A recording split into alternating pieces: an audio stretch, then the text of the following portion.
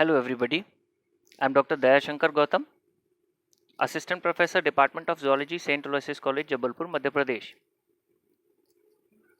मैं यहाँ पर आप लोगों को एक वीडियो सीरीज़ बनाकर प्रस्तुत करूँगा। ये video series human genetic disease पर आधारित रहेगी, जिसमें से सबसे पहला डिसीज़ जो हमें पढ़ना है वो है डाउन सिंड्रोम। ये सिंड्रोम क्या होता है, सबसे पहले हम जानें। सिंड्रोम ऐसे लक्षणों का समूह है जो किसी भी जीव की बाह्य आकारिकी में प्रदर्शित होने लगता है, और यह ऐसे लक्षण होते हैं, ये एबनॉर्मल लक्षण है। ये ऐसे एबनॉर्मल लक्षण हैं जो जिनकी उत्पत्ति उन जीवों की आनुवांशिक इकाइयां अर्थात क्रोमोसोम्स में पाए जाने वाली संरचनात्मक या संख्यात्मक विभिन्नताओं के कारण ही प्रदर्शित होना शुरू हो जाता है। इन एबनॉर्मेलिटीज को हम सबसे शुरुआत में कैरियोटाइप बनाकर अध्ययन कर सकते हैं। अब ये कैरियोटाइप क्या होता है? कैरियोटाइप किसी भी ऑर्गेनिज्म में पाए जाने वाले क्रोमोसोम्स का मेटाफेज क्रोमोसोम्स का एक ऐसा पिक्चर होता है जिसको हम आसानी से अध्ययन कर सकते हैं कि इसमें किसी प्रकार की एबनॉर्मलिटी तो नहीं है। अब ये जो सिंड्रोम्स हैं दो प्रकार के होते हैं, ऑटोसोमल और sex chromosomal syndrome. Autosomal syndrome ऐसे सिंड्रोम्स हैं जब ऑटोसोमल क्रोमोसोम्स में कुछ डिफेक्ट पाया जाता है, किसी प्रकार की कोई एबनॉर्मलिटी पाई जाती है तो वो ऑटोसोमल सिंड्रोम कॉज करते हैं, और जब सेक्स क्रोमोसोम्स में किसी प्रकार की एबनॉर्मलिटी पाई जाती है तो वे सेक्स क्रोमोसोमल सिंड्रोम कहलाते हैं। इससे पहले कि हम डाउन सिंड्रोम की स्टडी करें, हमें ये जान लेना ज़रूरी है कि एक लाइफ किस प्रकार से बनती है और कैसे बढ़ती है। हमारे पास पेरेंट्स हैं। इस डायग्राम में आप पेरेंट्स को देख सकते हैं।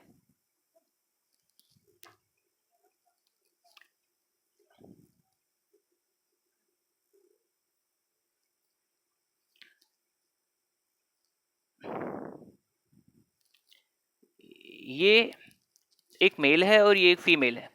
जैसा कि हम लोग जानते हैं कि पुरुष में गैमेटोजेनेसिस की प्रोसेस उनकी टेस्टिस में होती है, और महिलाओं में गैमेटोजेनेसिस की प्रोसेस उनकी ओवरी में होती है। जब ये टेस्टिस में स्पर्मेटोजेनेसिस प्रोसेस होती है तो इस प्रोसेस में जर्म सेल्स में अर्धसूत्री विभाजन होता है, जिसे मियोटिक डिवीजन कहते हैं। ये दो स्टेज में डिवीजन होता है, स्टेज 1 और स्टेज 2। और इस डिवीजन के बाद स्पर्म्स का फॉर्मेशन होता है। इस प्रोसेस को बोलते हैं स्पर्मेटोजेनेसिस। और वह प्रोसेस जिसमें ओवरी में पाई जाने वाली जर्म सेल्स में डिवीजन होता है और ये ओवम बनाती हैं, उसे oogenesis कहते हैं। फिर ये दोनों गैमीट्स आपस में फ्यूजन करते हैं और इनमें निषेचन की क्रिया होती है और ये ज़ायगोट बना देते हैं। ज़ायगोट बनने के बाद उस ज़ायगोट में कई विभाजन होते हैं, कई कोशिका विभाजन होते हैं, और वह एक भ्रूण अर्थात एम्ब्रियो बन जाता है।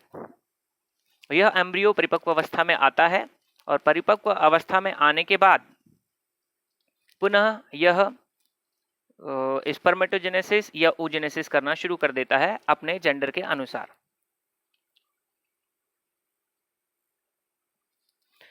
इस डायग्राम में हम देख सकते हैं कि किस प्रकार से जेनेटिक मटेरियल, हमारा जो जीन है वो कहाँ पाया जाता है। हमारी कोशिकाएं, हमारा शरीर बहुत सारी कोशिकाओं से मिलकर बना होता है और कोशिकाओं के मध्य में केंद्रक होता है। इस केंद्रक में आनुवंशिक पदार्थ अर्थात डीएनए पाया जाता है। ये डीएनए क्रोमोसोम्स के फॉर्म में पाया जाता है और इन क्रोमोसोम्स को मेटाफेज स्टेज में सबसे स्पष्ट रूप से देखा जा सकता है। इन्हीं क्रोमोसोम्स में सुपरकॉइल्ड फॉर्म में डीएनए स्टोर्ड होता है, और इस डीएनए में कुछ विशेष सेगमेंट्स जिनमें विशेष प्रकार की सूचना निहित होती है, कोई एक विशेष लक्षण किसी ऑर्गेनिज्म के बाह्य आकारिकी में उत्पन्न करने के लिए उस सेगमेंट को कहा जाता है जीन। अर्थात जीन किसी डीएनए का वह सेगमेंट है जो एक विशेष प्रकार का प्रोटीन बनाता है। ऐसा प्रोटीन जो किसी ऑर्गेनिज्म की बॉडी में किसी भी प्रकार का लक्षण उत्पन्न करता है। ये जो डीएनए होता है डबल हेलिकल स्ट्रक्चर में हमारे क्रोमोसोम में पाया जाता है। डाउन सिंड्रोम, इसे डाउन सिंड्रोम ही क्यों कहा जाता है? डाउन सिंड्रोम के बारे में सबसे पहले सन 1866 में जॉन लॉन्गडन डाउन नाम के एक फिजिशियन ने सबसे पहले बताया था। उन्हें सम्मान देने के लिए ही इस सिंड्रोम का नाम डाउन सिंड्रोम कहा गया है।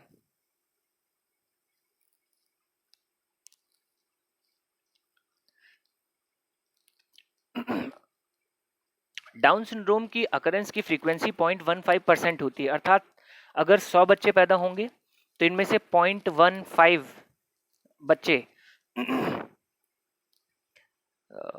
डाउन सिंड्रोम से ग्रसित होने की आसार लेकर पैदा होते हैं। अर्थात अगर 1000 बच्चों की बात करें तो 1000 बच्चों में से लगभग 1.5 लगभग एक बच्चे के डाउन सिंड्रोम से ग्रसित होने की आसार होते हैं।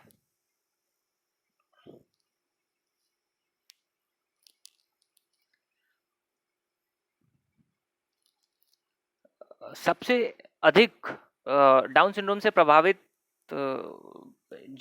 ह्यूमन में 21वें नंबर का जो क्रोमोसोम होता है उसमें उसकी 3 कॉपियां पाई जाती हैं, क्योंकि सामान्य मनुष्य में अगर उसकी सोमैटिक सेल्स अर्थात दैहिक कोशिकाओं में क्रोमोसोम संख्या की बात करें तो 46 होती है, लेकिन इनमें 47 होती है। पर ये 47 नंबर इनके 21वें नंबर के ऑटोसोम की 3 कॉपियों के उपलब्ध होने के कारण होता है, जबकि सामान्य जीव में, सामान्य ह्यूमन में ये हर क्रोमोसोम एक सेट में पाया जाता है। अर्थात एक क्रोमोसोम की 2 कॉपीज होती हैं, पर इस केस में 21वें नंबर के क्रोमोसोम की 3 कॉपीज हो जाती हैं। ये होता क्यों है? ये जिस प्रोसेस के कारण होता है उसे कहते हैं नॉन डिसजंक्शन। अर्थात प्रॉपर तरीके से, सही तरीके से क्रोमोसोम्स का अलग अलग ना हो पाना है। इस नॉन डिसजंक्शन की प्रोसेस को हम अगली स्लाइड में डायग्राम के माध्यम से देखेंगे।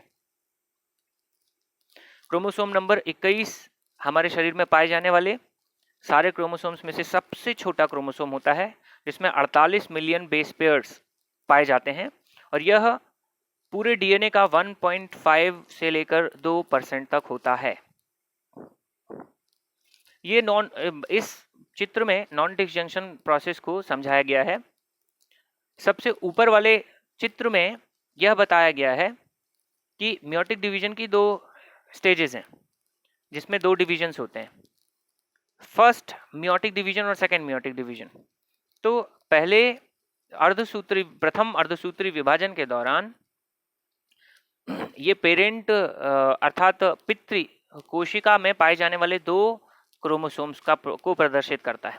जब इन पितृ कोशिका में, ये 21वें नंबर के क्रोमोसोम के बारे में बस बता रहा है, जब ये 21वें नंबर के क्रोमोसोम जो कि पितृ कोशिका में 2 होते हैं पाए जाते हैं, प्रथम डिवीजन के दौरान ही ये अलग अलग नहीं होते हैं, क्योंकि डिवीजन के दौरान एक क्रोमोसोम को इस डॉटर सेल में जाना था पुत्री कोशिका में, और दूसरे क्रोमोसोम को इस पुत्री कोशिका में जाना चाहिए था।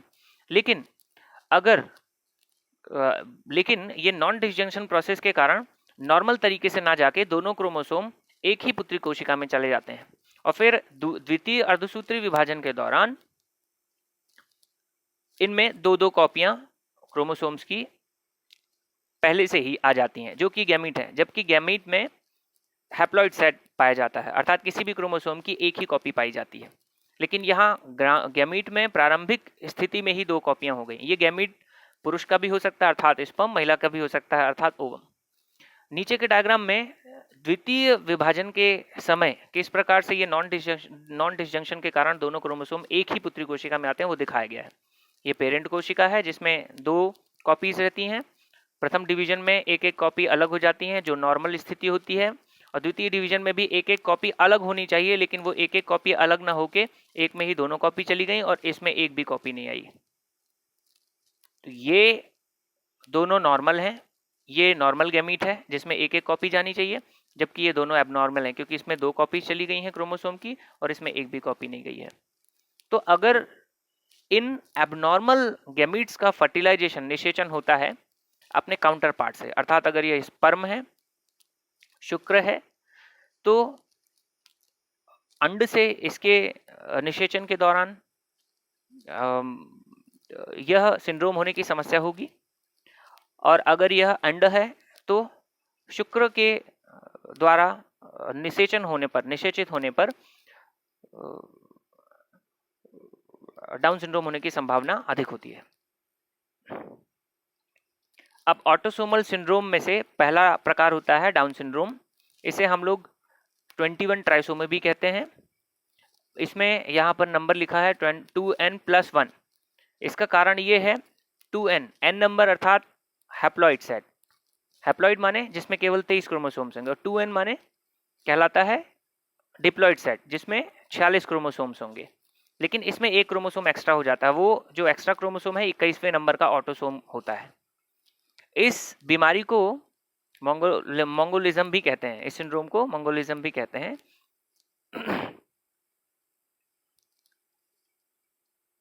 यहाँ पर कुछ लक्षण हैं जिन्हें देखकर किसी भी ह्यूमन में यह पता लगाया जा सकता है कि उसमें डाउन सिंड्रोम है या नहीं। जैसे सबसे शुरुआत में इन डाउन सिंड्रोम से ग्रसित मनुष्य में मानसिक रूप से वह मंद रहेगा, जिसे मंद बुद्धि कहते हैं, जिनका इंटेलिजेंस कोशिएंट IQ लेवल 20 से 50 रेंज तक होता है। इनका एक चौड़ा और चपटा चेहरा होता है। आंखों में एपिकेंथिक फोल्ड पाया जाता है। एपिकेंथिक फोल्ड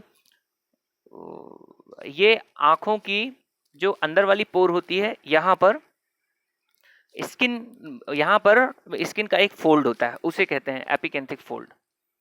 तो ये पाया जाता है। शॉर्ट स्टेचर होता है, हाइट में छोटे होते हैं, छोटा हाथ होता है, और हाथ में क्रीज 1 पाई जाएगी, जबकि हम लोगों में 2 होती हैं।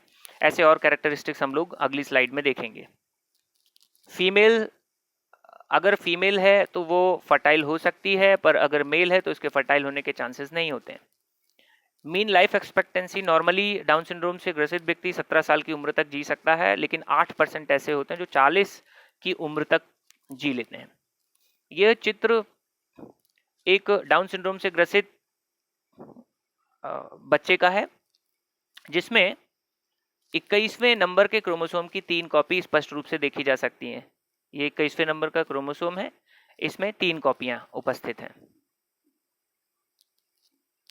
मेल ट्राइसोमी के केस में अगर हम कैरियोटाइप देखते हैं तो कैरियोटाइप मेल में, क्योंकि सेक्स क्रोमोसोम्स एक X होगा और एक Y होगा, इसलिए यहाँ पर एक X क्रोमोसोम है, एक Y क्रोमोसोम है। ये प्रदर्शित करता है कि ये एक पुरुष का कैरियोटाइप है। कैरियोटाइप अर्थात मेटाफेज कंडीशन में किसी भी जीव में पाए जाने वाले क्रोमोसोम्स को मेटाफेज कंडीशन में अरेस्ट करा के उनको उनके सेट के अनुसार एक क्रम में रख लेना, ताकि उनकी आनुवंशिकी का अध्ययन किया जा सके, उसे कहते हैं कैरियोटाइप। तो ये पुरुष का है, जिसमें हर क्रोमोसोम को आप देखिए, इसमें एक क्रोमोसोम की 2 कॉपी है, chromosome number 1, chromosome number 2, 3 and so on. लेकिन 21वें क्रोमोसोम में 3 कॉपियां हैं। ये नॉन डिसजंक्शन के कारण हो गई हैं। तो ऐसे व्यक्ति को कहा जाता है डाउन सिंड्रोम से ग्रसित। ये कैरेक्टरिस्टिक्स हैं।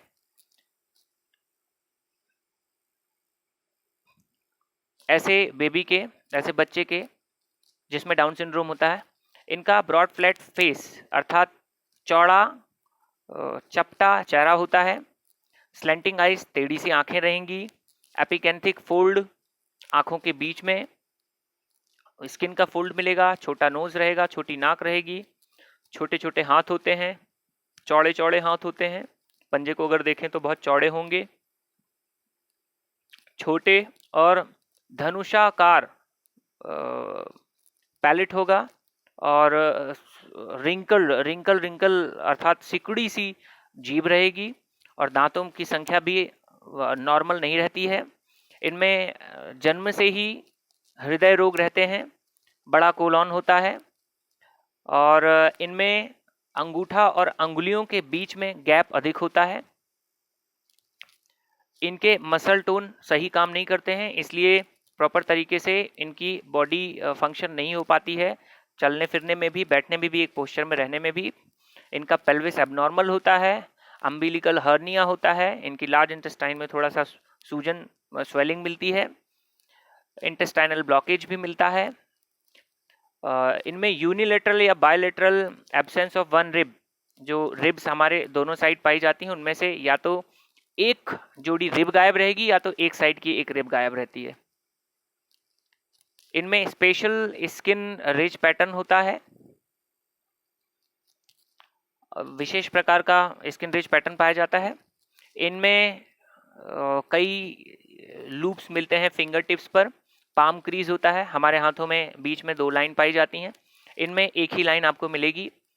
इनके असामान्य कान होते हैं, बिल्कुल चपटा सिर होता है, और इनमें ग्रोथ फेलियर होने के कारण हाइट भी छोटी होती है, ऊंचाई छोटी होती है, और ये बुद्धि में कम होते हैं, जिन्हें मंद बुद्धि भी कहा जाता है। ये एक ग्राफ है जो बता रहा है कि अगर कोई महिला जितनी शुरुआत की एज में, शुरुआत की उम्र में किसी बेबी को कंसीव करती है, अर्थात गर्भवती होती है, तो उस केस में डाउन सिंड्रोम होने के चांसेस कम होते हैं। जबकि जैसे जैसे उसकी उम्र बढ़ने लगती है और बुजुर्ग महिलाएं अगर किसी बच्चे को कंसीव करती हैं, अर्थात वे गर्भ धारण करती हैं, तो उनमें डाउन सिंड्रोम होने के चांसेस ज़्यादा होते हैं। इसलिए कहा जाता है कि अगर कोई ज़्यादा उम्र की महिला कोई ज़्यादा उम्र की महिला गर्भवती होती है, तो उसके बेबी का क्रोमोसोम का एनालिसिस किया जाता है एमनियोसेंटेसिस प्रोसेस के थ्रू, जिसमें उनकी सेल्स को निकालकर उसमें क्रोमोसोम का कैरियोटाइप बनाया जाता है, और कैरियोटाइप बनाने के बाद अध्ययन किया जाता है कि इनमें ट्राइसोमी तो नहीं है। ये फीमेल डाउन सिंड्रोम का कैरियोटाइप है, जिसमें फीमेल में 2 एक्स क्रोमोसोम्स होते हैं। तो दाएं साइड में नीचे की तरफ आपको 2 एक्स क्रोमोसोम्स दिख रहे हैं, जिससे समझ में आता है कि ये एक महिला का कैरियोटाइप है।